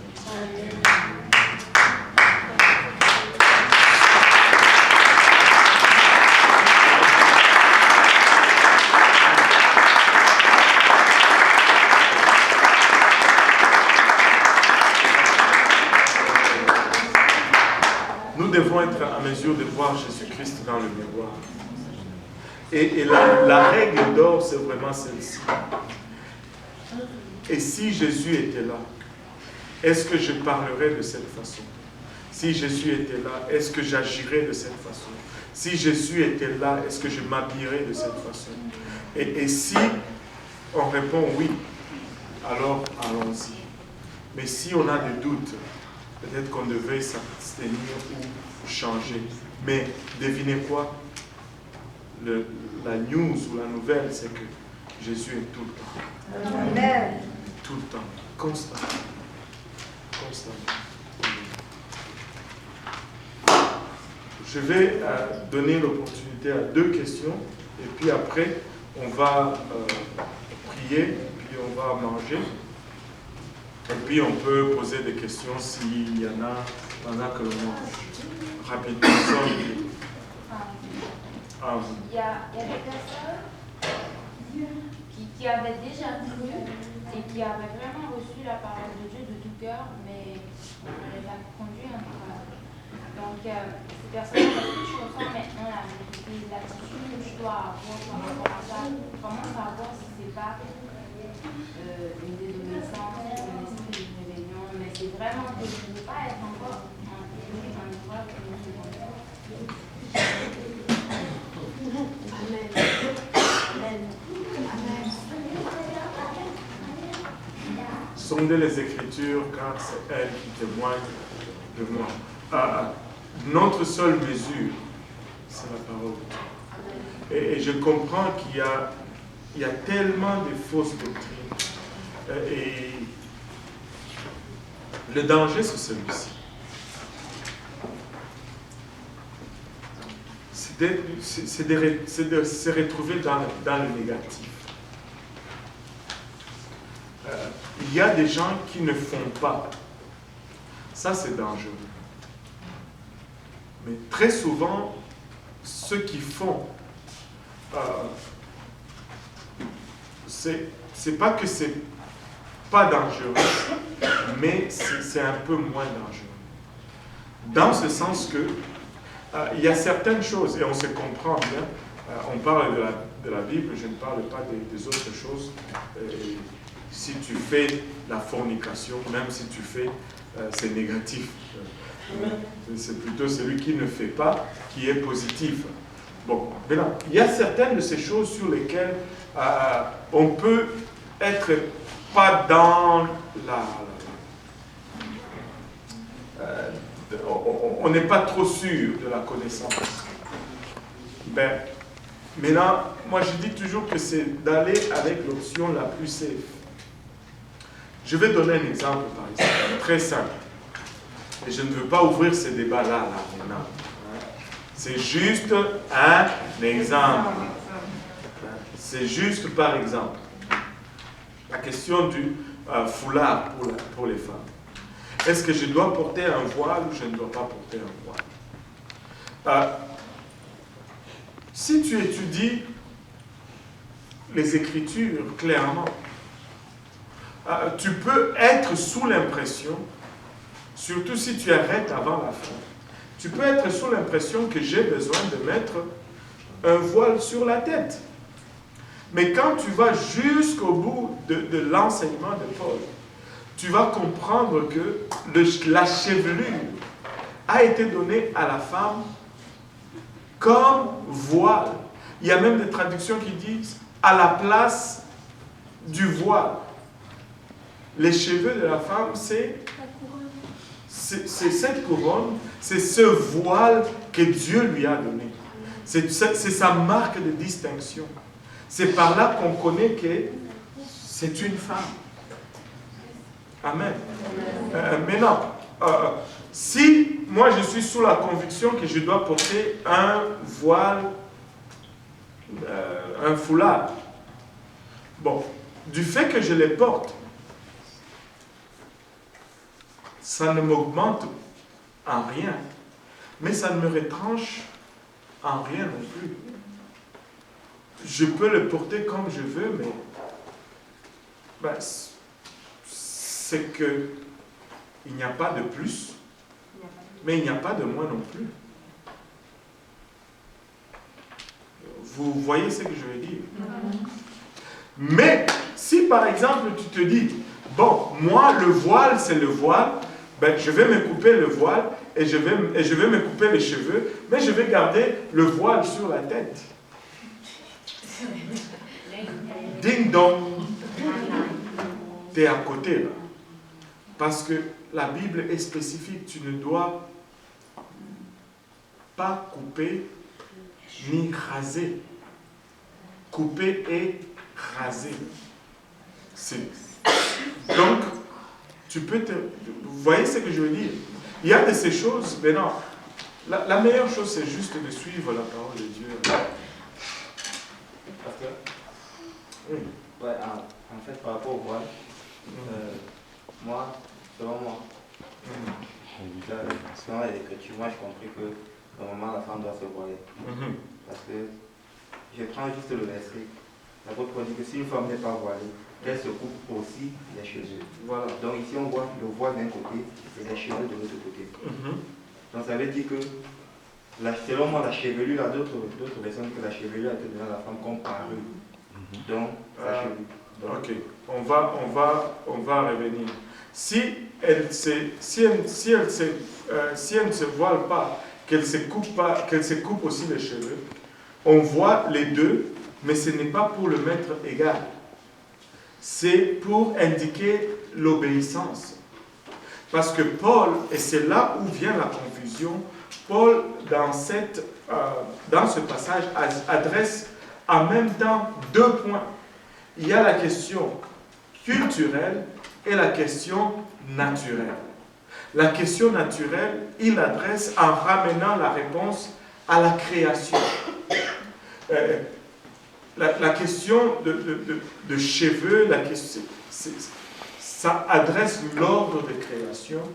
Et quand Dieu a créé la femme, il a dit, Père, ça c'est mon image féminin, et l'homme c'est mon image masculin. Ne dérangez pas cela. Mais quand il a créé l'homme et la femme, il leur a donné deux caractères distinctifs que ni l'homme ni la femme ne peut changer. Par exemple, la femme a des seins et l'homme n'en a pas. Tu ne peux pas changer cela. La femme a des bassins et l'homme, en général, n'en a pas. Ok? C'est comme ça. Et il y a des caractéristiques physiques que l'homme ne peut pas altérer, qui montrent sa masculinité et sa féminité. Amen. Mais il y a un seul caractère que Dieu les a laissés. Il leur a laissé le loisir d'altérer cela. Mais en n'altérant pas ce caractère, l'homme montre son obéissance à Dieu. Et ces caractères, ce sont les cheveux. Quand tu vois les longs cheveux, c'est féminin. Le cheveu court, c'est masculin. Tu sais, c'est tellement flagrant de nos jours que ben, tu ne sais plus si c'est un homme ou une femme à cause des cheveux. Tu peux couper tes cheveux si tu es une femme et les arranger de sorte que tu ressembles à un homme. Ou si tu es un homme, tu peux les laisser pousser et les arranger